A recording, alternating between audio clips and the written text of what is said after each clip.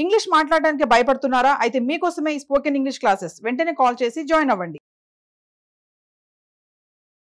నమస్తే అండి. నమస్తే జయ. రమగారు, మనము మృత్యుకటికం అని ఒకటి సిరీస్ చెప్పుకున్నాం. అలాంటిది ఏమన్నా ఉన్నాయండి? సిరీస్ కాదు, సింగిల్ నాటకం చెప్తాం. ఇది ఒక సంస్కృత నాటకమే.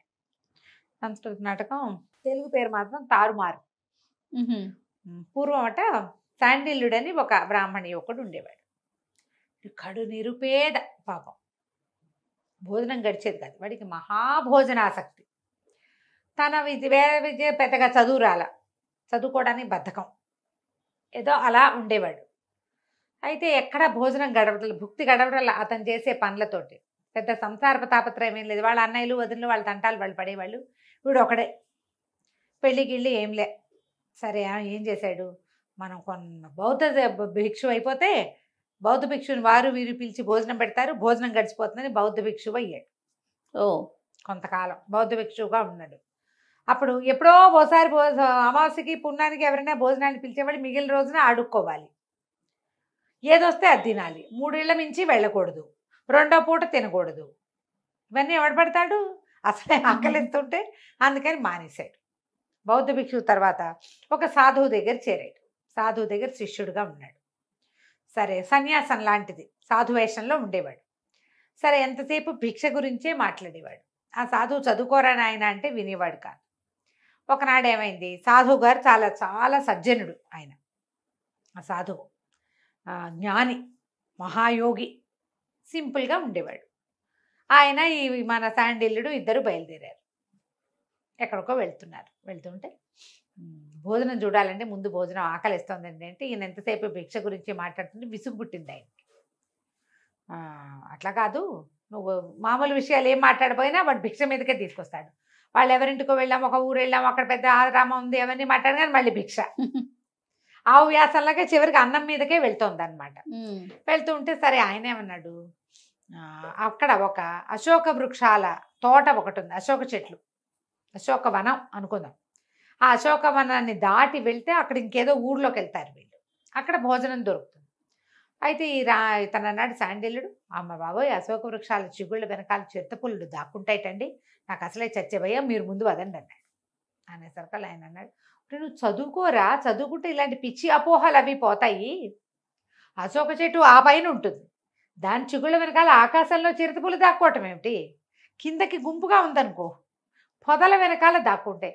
వృక్షాల వెనకాల చిరుతపుళ్ళు ఎట్ట దాక్కుంటాయి? అదే కదా, పులి ఎట్ట దాక్కుంటుంది పైన, వాటి వెనకాల దాక్కోదు, ఎక్కితే చెట్టు ఎక్కుతుంది. పైగా ఇది మామూలు వనము, అడవి కాదు, వీటిలలోకి ఎందుకు వస్తాయి, చదువుకుంటే కదా జ్ఞానం వచ్చేది. సరే, ఇంతలో ఏమైంది, ఇట్లా మాట్లాడుకుంటూ వెళ్తున్నారు. ఈ అశోకవనంలో ఒక ఆవిడ వచ్చి కూర్చుంది. ఆవిడ పేరు వసంతసేన. ఈ వసంతసేన ఆ ఊళ్ళో ఉన్న ఒక గణిక కూతురు. ఈ అమ్మాయి ఒక పరభృతిక అని ఒకటి, తర్వాత మధురిక అని 2 స్నేహితురాళ్ళతోటి కలిసి ఈ అశోకవనానికి వచ్చింది. ఈవిడికి రామిలకుడు అని ఒక ఫ్రెండ్ ఉన్నాడు. లోపలికి వచ్చాక ఏం చేసి, పేర్లు బాగున్నాయండి. ఈ మధురికని, నువ్వు పోయి అది తీసుకురా, నువ్వు రామిలకుడిని పిలుచుకురా, మేమిద్దరం లోపల ఉంటాము అని చెప్పింది. అశోకవనం లోపలికి నడిచి వెళ్తూ ఒక చెట్టు కింద కూర్చుని హాహాహా అని చక్కగా పాట పాడుతుంటే ఆ పాట ఇవి ముందు నడుస్తున్నారుగా సాధువు గారు శాండిల్యుడు, వీళ్ళిద్దరికీ వినపడేసరికి ఆ పాట ఎంజాయ్ చేయడం మొదలుపెట్టాడు అతను. ఎంత బాగుంది పాట, ఈ పాట పాడే అమ్మాయి ఎంత బాగుంటుందో ఇవి ఆలోచించుకుంటున్నారు. ఆలోచిస్తుంటే ఏమైంది, ముందుకెళ్ళి గురువుగారు ఈ పాట వినండి, ఎంతో బాగుందంటే, ఏముందిరా ఆ పాటలో, సంసారం వదిలిపెట్టుకున్నాం, మనకి ఇట్టవన్నీ ఉండకూడదన్నాడు. ఈ లోపల ఈ అమ్మాయి పాట సంగీతం అని సంగీతం వినపడుతున్న వైపుకి దారి తీశాడు శాండిల్యుడు. దారి తీస్తే ఆ పిల్ల ఎంత అందంగా ఉందో. 2 కబుర్లు చెప్పుకుంటున్నారు అమ్మాయిలు 2. హీరోయిన్ వాళ్ళు చెలికెత్తాను. వీడికి ఏమర్థమైంది, ఈ పిల్ల వేశ్య గారి కుమార్తెని, ధనం ఉన్న వాళ్ళకి ఈమె దగ్గర యాక్సెస్ ఉంటుందని. అయ్యో, ఇప్పటిదాకా వాడికి ఆకలిస్తుంది, తిండి మీద ఉందా, సౌందర్యవతిని చూసేసరికల్లా అమ్మాయి మీదకి పోయింది మనం. చూడండి, అయ్యో నా దగ్గర డబ్బులు లేవే, ఉంటే ఈ అమ్మాయి దగ్గరికి వెళ్ళగలిగేవాడిని నేను. ఇట్లా రకరకాల ఊహాపోహాలు చేస్తున్నాడు. ఇంతలో ఏమైంది, ఏవో పువ్వులు కనపడ్డాయి. ఆ పువ్వులు కోద్దామనుకున్నారు అమ్మాయిలు 2. ఈ పిల్ల ఎగిరి కోయబోతోంది.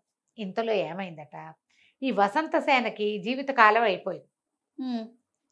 ఒక యమభట్టుడు ఒకడు వచ్చి అక్కడ చెట్టు పక్కన నిలబడి ఉన్నాడు. అయ్యో. ఈ పిల్ల ఆయుష్ తీరంగానే తీసుకుపోవటానికి, ఆయుష్ తీరటానికి అమ్మాయి ఏదో ఒకటి చెయ్యాలి క్రియ. పువ్వులు కోయటం కోసం ఒక చెట్టు పక్కన నిలబడి ఎగిరి కోస్తుంటే చెట్టు పక్కగా ఒక చిట్టి పుట్టదు. ఈ యమభట్టుడు ఇమీడియట్గా సర్పంగా మారి ఆ పుట్ట మీదకి కాలేసి ఎగరబోతున్న అమ్మాయిని కాటేశాడు. కాటేయంగానే అమ్మాయి కేకలు పెట్టి పడిపోయింది. పాము కరిచింది, చూశారు. ఇది ఇంకా చచ్చిపోలే, పడిపోయింది కేకలు పెడుతూ. పడిపోయేసరికి ఈ పరభృతికి అయ్యో అయ్యో ఏమైందమ్మా ఏమైందమ్మా అంది. చూస్తే పాము కాటు కనపడుతోంది. అక్కడి నుంచి ఆ పిల్ల ఏడవటం మొదలుపెట్టి, అయ్యో వీడు కంగారు పడిపోయాడు, అయ్యో అయ్యో పాము గరిచిందండి, అమ్మాయి చచ్చిపోయేలాగా ఉందండి అంటే గురుగారు అన్నాడు, ఏముందిరా కాలం తీరిపోయింది, కర్మలు నశించినాయి అనమాట ఈ జన్మలో, అందుకని పోయిందంటే వీడికి ఒళ్ళు మండిపోయింది. గురుగారు ఎంత దుర్మార్గుడు, పిల్ల చూస్తే ముట్టుకుంటే మాసిపోయేలాగా ఉంది, అంత చక్కగా సంగీతం పాడింది, చచ్చిపోతుంటే కర్మంటాడా, అయ్యో అనద్దు. అదే కదా. పరిగెత్తుకుంటూ అక్కడికి వెళ్ళాడు. వెళ్ళేసరికల్లా దగ్గరికి వెళ్తే ఈ అమ్మాయి వస్తే మా అమ్మకి నా నమస్కారాలు చెప్పు, రామిలకుడికి చెప్పు, నేను నా పంచప్రాణాలు వాడేనని అని కాస్త ప్రాణం వదిలేసింది. చచ్చిపోయేసరికి దగ్గరికి వెళ్ళేసరికి అప్పటిదాకా పాడుతూ చేతులు చాపుతూ మహాసౌందర్యవతిగా కనపడ్డ అమ్మాయి అట్లా నిశ్చేష్టగా చచ్చి పడుండేసరికల్లా ఈ శాండిల్ ఓ అని పెద్ద పెట్టును ఏడ్చి కూర్చున్నాడు దాని దగ్గర. దుఃఖం వస్తుంది చూడు ఎవరైనా చనిపోయేసరికి. ఈ పరభృతికి నిర్ఘాంతపోయింది, వీడెవడో మహానుభావుడు వచ్చాడు, ఎందుకు ఏడుస్తున్నాడో అర్థం కాలే. కానీ తర్వాత ఏమనిపించింది, ఈయన సాధు వేషంలో ఉన్నాడు, ఎంత దయాద్ర హృదయుడు. అదే కదా. పరాయి పిల్ల ఎవరితో చనిపోతే అది కూడా గణిక పాపం, చచ్చిపోతే ఏడుస్తున్నాడని, అయ్యా శవం చూస్తూ ఉండండి, వెళ్ళి వాళ్ళ అమ్మని పిలుచుకొస్తాను అన్నది. అనేసరికల్లా వీడి దాని దగ్గర కూర్చుని అమ్మాయిని తన దగ్గరికి శవాన్ని దగ్గరికి తీసుకుని ఏడవటం మొదలుపెట్టాడు. అయ్యో పిల్ల బతికుండగా ముట్టుకోలేకపోయానే, చచ్చిపోయింది దాన్ని ముట్టుకోవాల్సి వచ్చింది, నా జీవితం ఎంత ఇదైపోయిందని వాడు తెగేడు చేస్తున్నాడు ఆ అమ్మాయి కోసం. గురువుగారు కూడా ఆశ్చర్యపోయారు. ఓరిని వీడేమిటి ఇలా ఉన్నాడు, వీడికి ఇప్పుడు ఏమిటి, అమ్మాయే కావాలి వాడికి, నేనేం చెప్పినా వాడు విండు.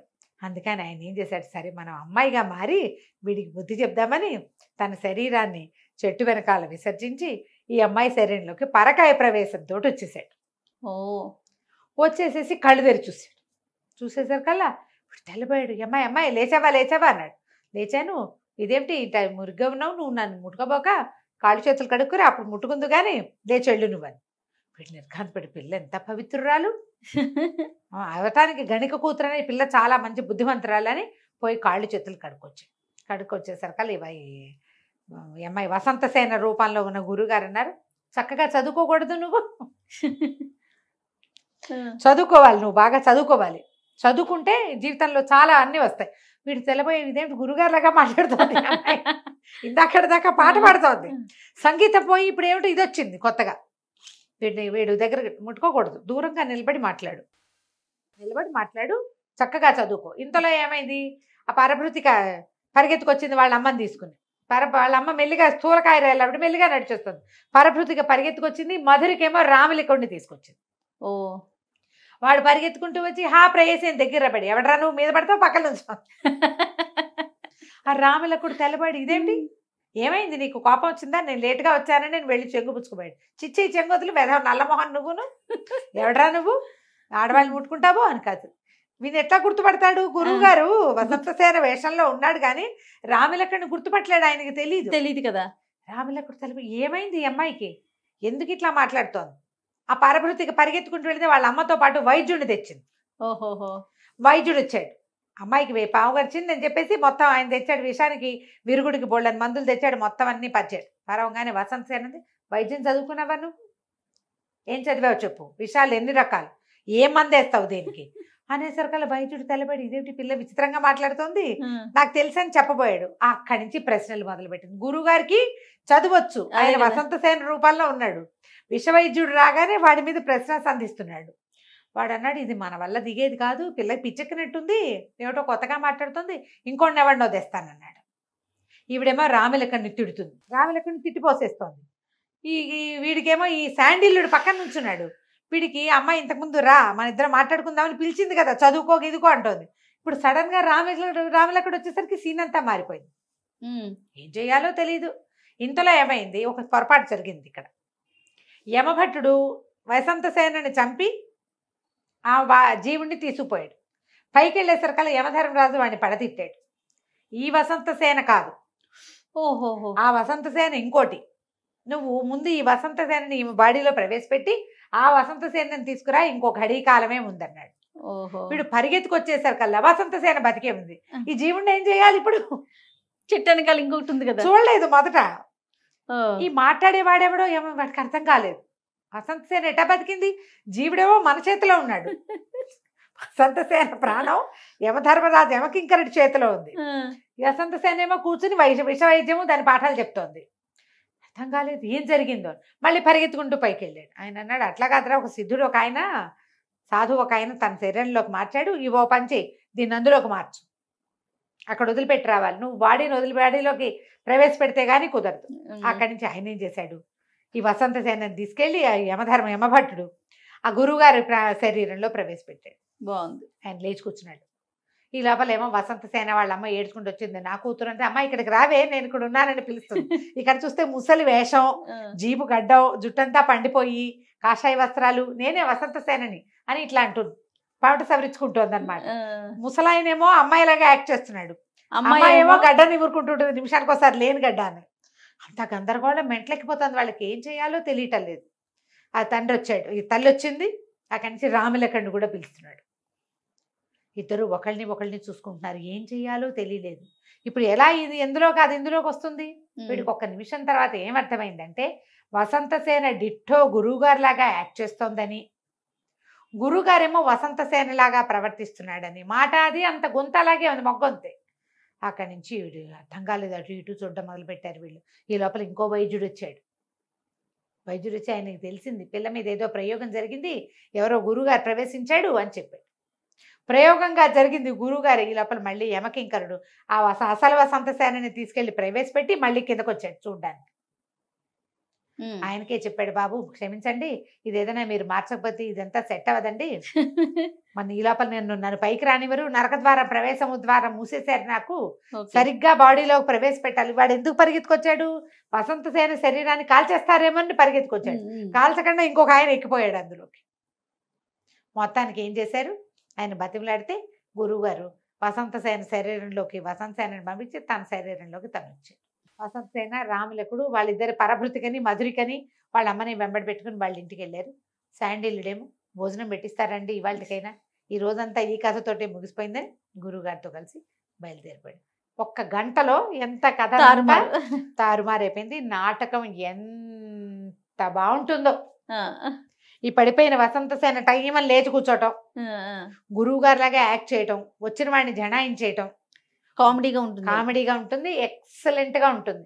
నాటకం సంస్కృతం పేరైతే నాకు గుర్తు రావట్లేదు, దాని పేరు పట్టుకుని మళ్ళీ పెడదాం. కామెంట్స్ జనాలు అడుగుతారు కదా సంస్కృత నాటకం ఏంటండి అని, చూద్దాం. పల్లవ మహేంద్ర వర్మ నాటకం అని గుర్తుంది పేరు, తెలుగు పేరు. దీని సంస్కృత నాటకం కూడా నాకు తెలుసు, ఆ పేరు జ్ఞాపకం రావట్లేదు. కథ కంచికి మనం ఇంటికి. నమస్తే రమ్మగారు. నమస్తే.